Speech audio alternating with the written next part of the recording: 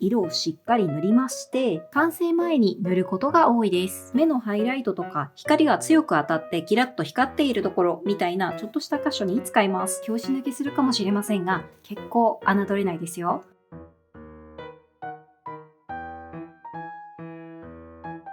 こんにちは、山田幸子です。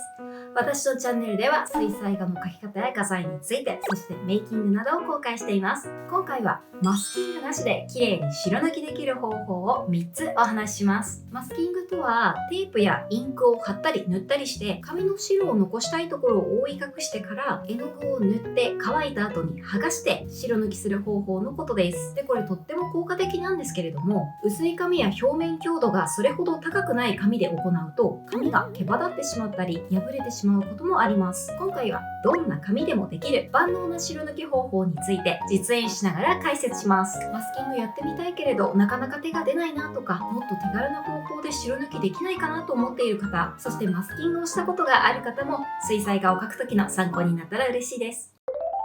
はい、それではまず最初に軽く使う画材の紹介をしておきます。今回3種類の白抜きの方法をご紹介するんですけれども、基本的にはこちらに写っている画材は共通して使っていきたいと思います。まず水彩紙はクレスターという紙を使用します。大きさはサムホールサイズ、私の手のひら2つ分ぐらいの小さなサイズの紙使ってお見せします。こちらの紙は以前コスパのいい水彩紙として別の動画でご紹介しました。もし気になる方、そちらも見てみてください。で、水彩絵の具はホルベインの透明水彩を使用します。そしていつもの黄色いバケツの水入れと水分調整用のタオル、それから筆はですね、基本的にホルベインのブラックリセーブル使っていくんですけれども、白抜きの方法を紹介する中で違う筆を使用することがあるかもしれません。その時はまた別にこの筆使いますよって紹介します。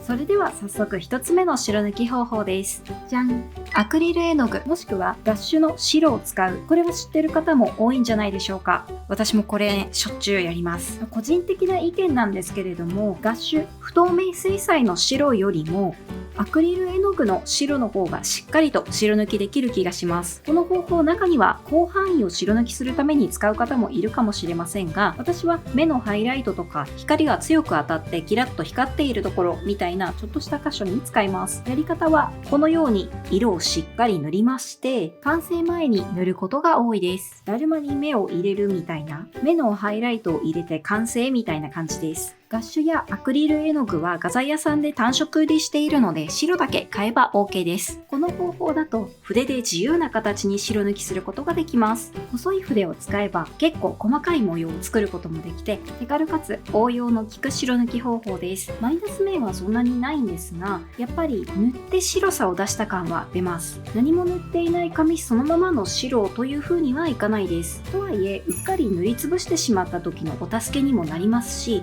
一番ポピュラーでやりやすい白抜き方法だと思います。それでは2つ目の白抜き方法、皆さん1本は持ってらっしゃるんじゃないでしょうか。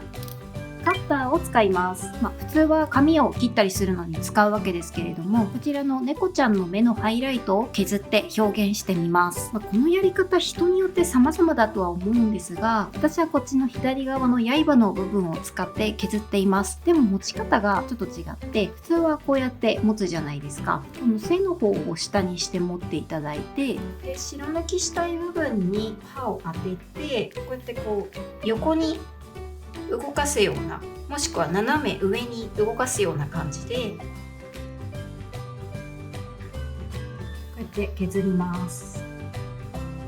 このカッターの刃を動かすときに少しコツがいるかもしれません。で、この方法あんまり広い範囲にはやらない方がいいと思います。紙の表面を削っているので、紙本来の持つ白さを表現することができますが、この削ったところ表面が多少毛羽立ちます。くれぐれもですね、軽い力で削って紙に穴を開けないように注意してくださいね。初めてこの方法を試す場合はいきなり本番で試さずに、慣れるまでちょっと練習した方がいいかもしれません。で、コツをつかめば自由自在に好きな形で白抜きできると思うのですが、私が見ている限りですと、空の雲の白さだったりとか、波に光が当たって白くなっている部分にカッターで削る方法を使う方が多い気がします。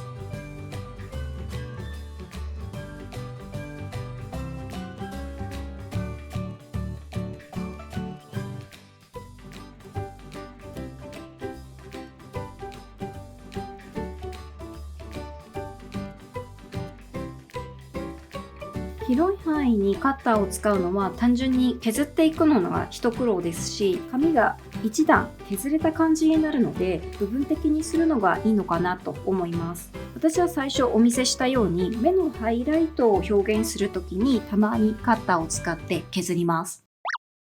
そして3つ目の白抜き方法、ちょっと皆さん拍子抜けするかもしれませんが結構侮れないですよ。塗り方を工夫することです。例えば色を塗る前にあらかじめ白抜きするところを決めて、そこを避けるように塗る。薄く目印を鉛筆でつけておいてもいいかもしれません。あとは紙の切れ端だったりティッシュを使って絵の具をつけたくないところを覆う。背景とか模様をつける時に良さそうな方法ですね。筆の動かし方を工夫したり、何らかの形に切り抜いた紙を使って白抜きできます。私がよくやる方法は、白を残したい部分を決めたら周りを囲うように色を広げて水で伸ばして塗ります。ティッシュや紙の切れ端で画面を覆う方法はスパッタリングをするときによくやります。そしておまけで、塗った絵の具が乾かないうちにティッシュや綿棒を使って取り除くリフティングも完全に白抜きできるわけではないですが、色を取り除いて元の紙の色に近い状態にするので白抜き方法の一つとして挙げておきます。